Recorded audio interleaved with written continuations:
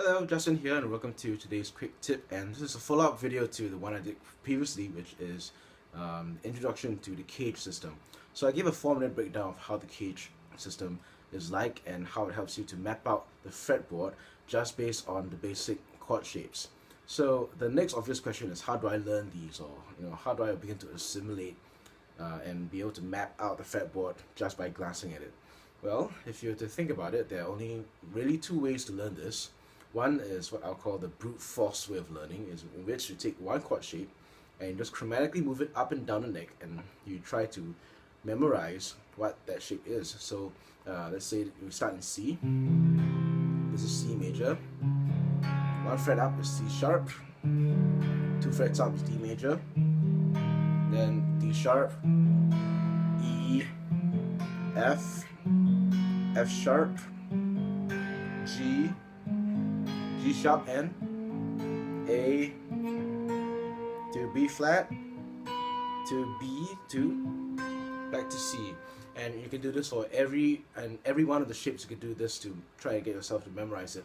And some shapes are harder to learn than others. This is actually a pretty not a very intuitive shape to learn. Like, some of these shapes quite by heart actually. So if you think about it, your 3rd fret G major shape, that's the E shape just pulled 3 frets up. So this is E, this is F, this is F sharp, this is G, G sharp, this is A, B flat, B, C, and so on and so forth. So this is an easy shape to learn. The A shape is also quite an easy shape to memorize, because you've probably been playing it other parts of the neck. So you've got D major here. So you can do the same, A, B flat, B, C, so on and so forth.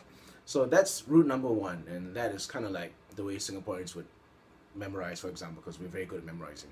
The second way to do this is to try and map out relationships between the different chord shapes. So if you think about it, C, A, G, E, D, the C, A, G, E, D, 5 letters, and there are specific shapes you can look out for that actually map out how each of the letters flow into the next, and I'm just going to explain what I mean. So let's take the C, okay? C, the C shape, and let's place C in the A shape.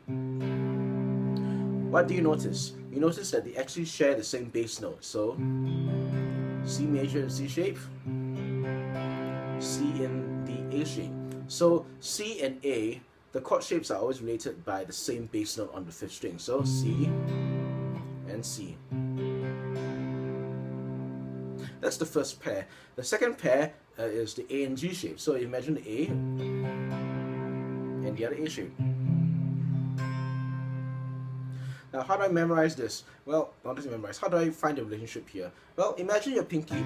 Well, depending on how you play this, but when you play this chord, and whichever it is, your 3 fingers or your pinky that's actually playing the 3 notes together,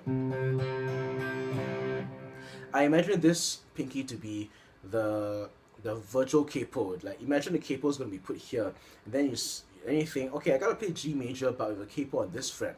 So where's that? Say, okay, so it's on the 5th fret. G major's on this fret here, so it's okay. I'll say that again. When you play C on the A shape, take this finger to be the capo for the G shape next. So if it's on, it's going to be 3 frets down, and you get this, and that's correct. So the G and the E shape have the same relationship as the first pair, in which you have the same bass note. So the G shape and the E shape, they actually have the same bass note.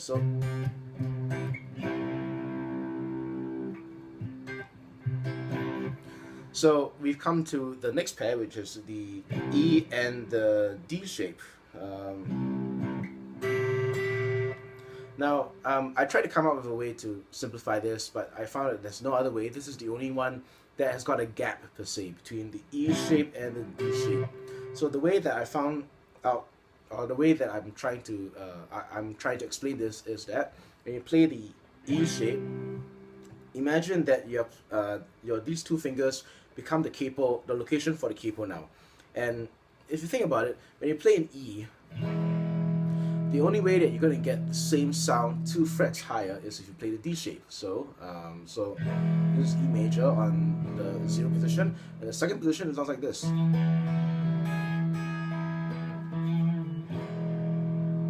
So again, if you're here up here on the playing C, the E shape, the D shape is going to be 2 frets away from your ring and your pinky, so it'll look like this.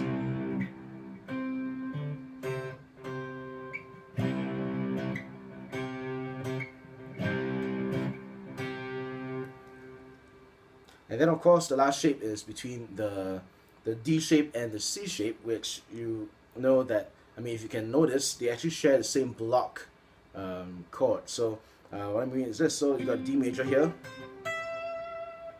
That's the same as the second half of the C shape.